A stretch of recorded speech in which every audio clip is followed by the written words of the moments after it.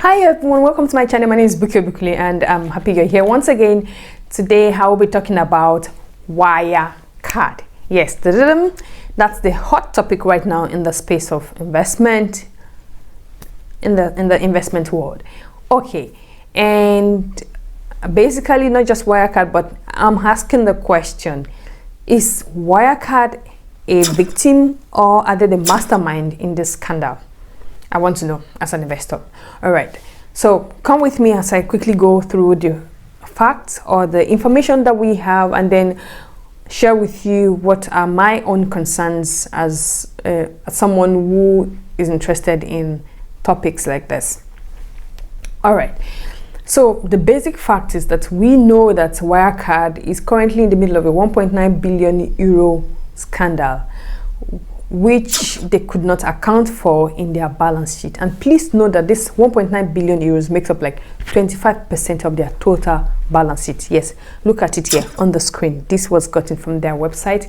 And the result of this is that since last week, Wednesday, the share price of Wirecard has lost like 90% in share value, when going from around 100 to 15 euros.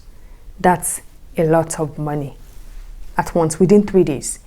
And that's why you as an investor, you want to ask this question and say, okay, so how can I as an investor avoid being in something like this? How can I as an investor avoid be a victim of companies being defrauded or companies not paying attention to their accounting practices or not sticking to their regulatory practices that has been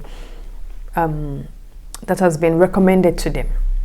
Wirecard is a digital payment transaction service. It's very likely that you have had some kind of contact with them.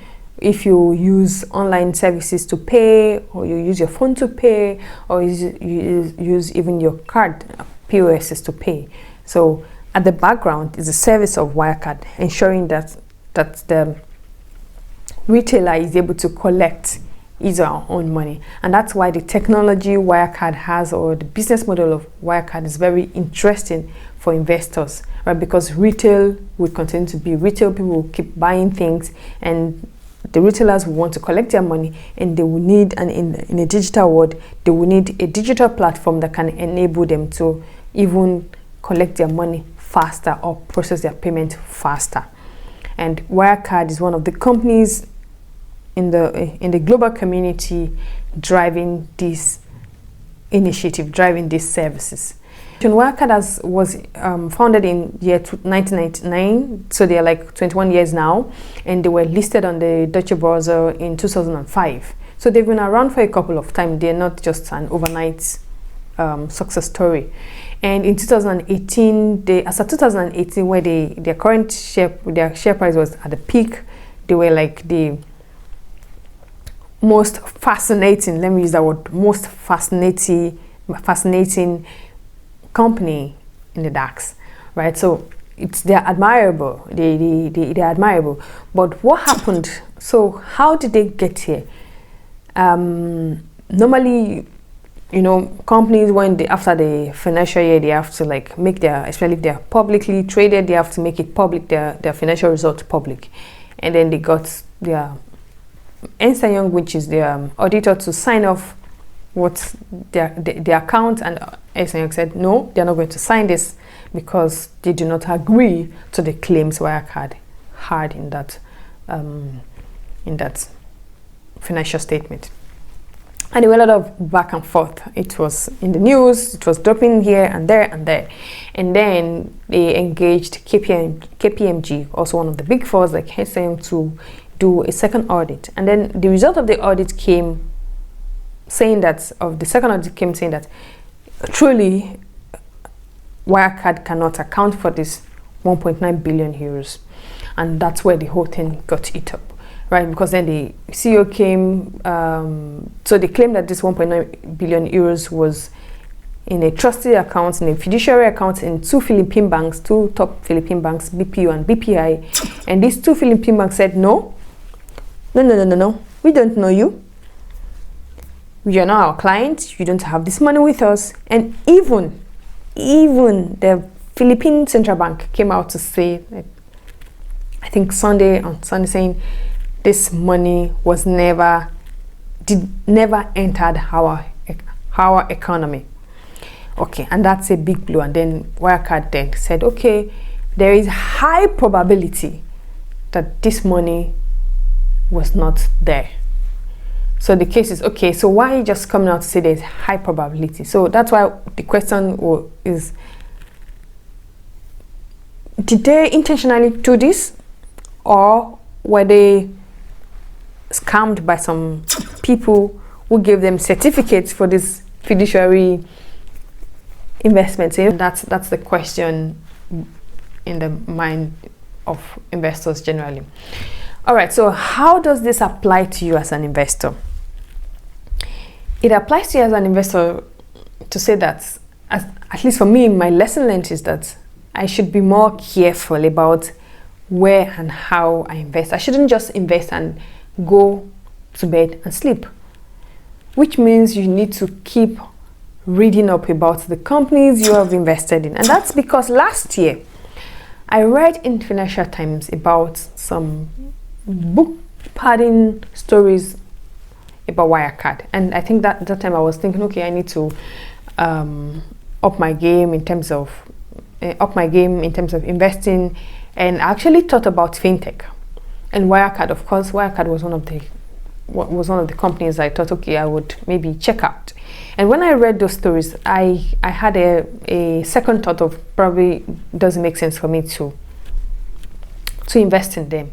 I don't know if this particular, what I read last year from Financial Times is related to this new big thing of the 1.9 billion euros. That's what people don't know, and the information is not yet available. And therefore, for you as an investor, make sure that, like I said, make sure that you don't just invest and go to sleep. You need to watch over your investment. It's like a farmer. When you farm, you don't just plant your seeds and go to bed. Because if you do that, weeds, birds, animals, pests, insects will feast on your seed before the harvest. And when the harvest time comes, you find nothing because you never took care of your seeds. All right, so that's my information for you today. So another question that you might want to ask that's on people's mind is that, okay, would Wirecard ever get out of this? I really hope so, because I like what they're doing. You know, they make payment easy and they have nice technology, and so I like what they're doing. But I don't like the fact that this fraud happened. It's a no-no. It's a no-no. And so they might, maybe, who knows, maybe, so the other question is, would they file for insolvency, that is bankruptcy?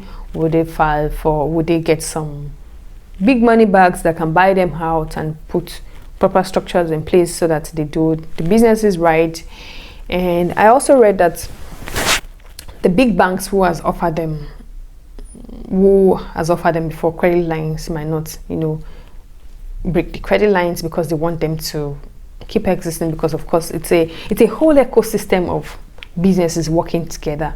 I hope you are able to make some sense out of all the things I've said right now. Make sure you take care of your seed. Your investment is a seed, and don't wait until scams like this happen before you go back into your portfolio and see that all of a sudden within 3 days your investment, what you think you have there in your account in the terms of 100 euros is all of a sudden turned into 15 euros overnight.